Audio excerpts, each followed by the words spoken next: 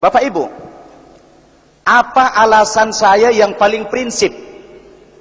Kenapa meninggalkan agama nenek moyang saya? Yang sangat saya yakini kebenarannya waktu itu.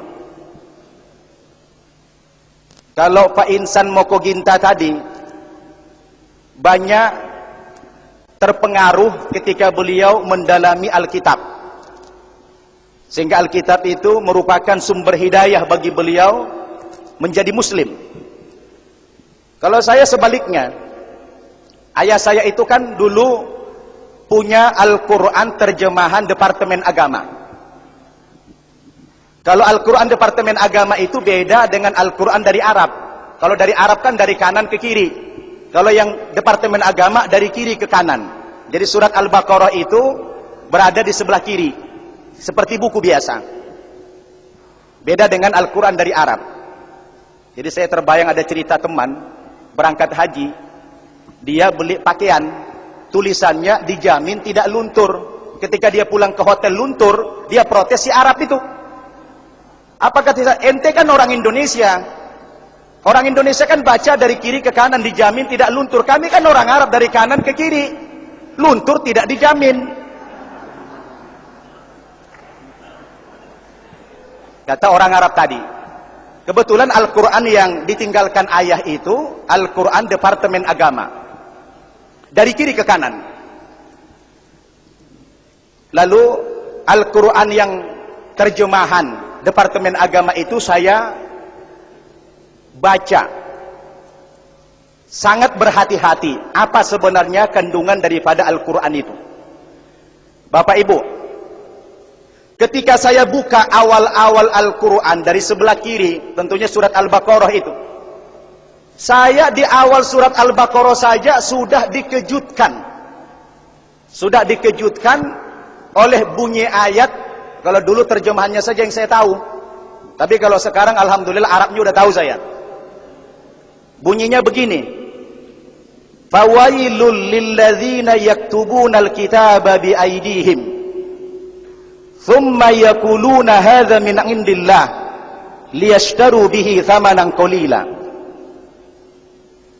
Ini peringatan juga rupanya ini. Fawailul lahum mimma katabat aydihim wa wailul lahum mimma yaksibun. Terjemahannya begini.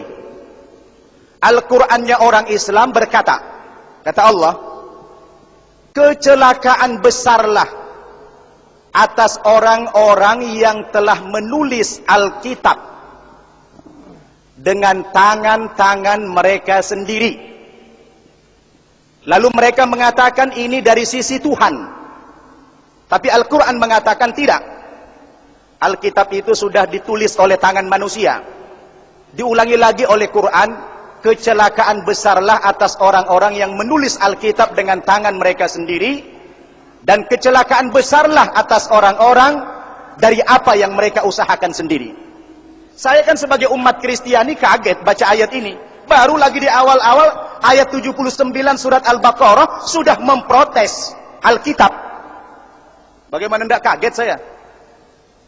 Sementara dalil yang seperti itu tidak ada satu ayat pun saya jumpai dalam Al-Quran yang mengkritisi, dalam Alkitab yang mengkritisi Al-Quran tidak ada kita jumpai. Saya penasaran Pak, di samping kaget, penasaran, kok ini Al-Qurannya orang Islam mendiskreditkan Alkitab, mengatakan Alkitab itu ditulis oleh tangan manusia atau oleh rekayasa otak manusia. Saya kan penasaran apa iya sih seperti itu Alkitab. Bapak Ibu, makin penasaran saya baca. Masuk ke surat Ali Imran, banyak cerita tentang Nabi Isa. Masuk lagi ke surat An-Nisa, Al-Quran malah memberikan pembelaan kepada Nabi Isa.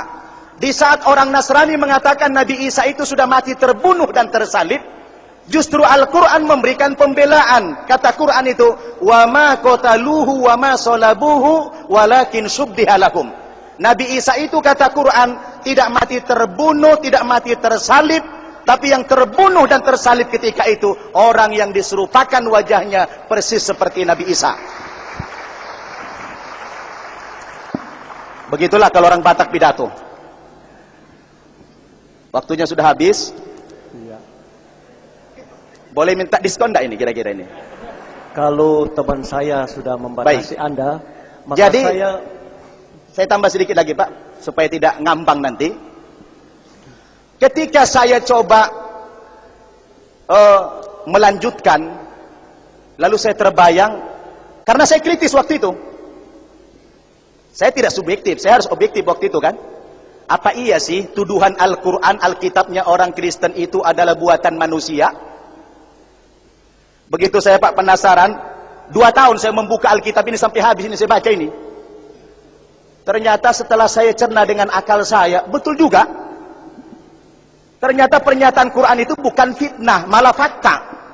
Salah satu contoh, hari ini ingin saya buktikan terhadap pernyataan Quran tadi, supaya tidak fitnah begitu. Ada dimasukkan syair-syair di dalam Alkitab yang bahagian daripada kitab suci. Misalnya saya bacakan yang paling indah saja, berbicara tentang kenikmatan cinta. Betapa cantik, betapa jelita engkau, hai tercinta di antara segala yang disenangi. Sosok tubuhmu seumpama pohon korma, dan buah dadamu gugusannya. Kataku, aku ingin memanjat pohon korma itu, dan memegang gugusan-gugusannya. Kiranya buah dadamu seperti gugusan anggur, dan napas hidungmu seperti buah apel. Kata-katamu manis bagaikan anggur. Saya tanya itu pendeta, Pak, kenapa Alkitab kita bicara buah dada terlalu vulgar? Apa tidak ada istilah yang lain? Kata pendeta, Pak, biarin aja nababan, supaya beda mana buah dada, mana buah rambutan, katanya. Oke. Ini susah ini kalau jadi memotong terakhir, penceramah. karena ini sudah merupakan bukti, akhirnya saya pun ikhlas saya meninggalkan agama Kristen. Panjang sebenarnya, tapi karena sudah di-cut ini, saya minta tadi 30 menit. Akhirnya saya mengikrarkan 2 kalimat syahadat tanpa sedikit pun ragu terhadap agama Islam itu. Pak, tidak ada secuil pun. Akhirnya alhamdulillah, saya pun sekarang menjadi muslim yang baik insya Allah, dan saya telah mengislamkan 200 orang lebih. wah lu. Demikian Bapak Ibu, terima kasih. Ya. Sangat singkat waktunya. Wabillahi taufiq wal hidayah. Wassalamualaikum warahmatullahi wabarakatuh.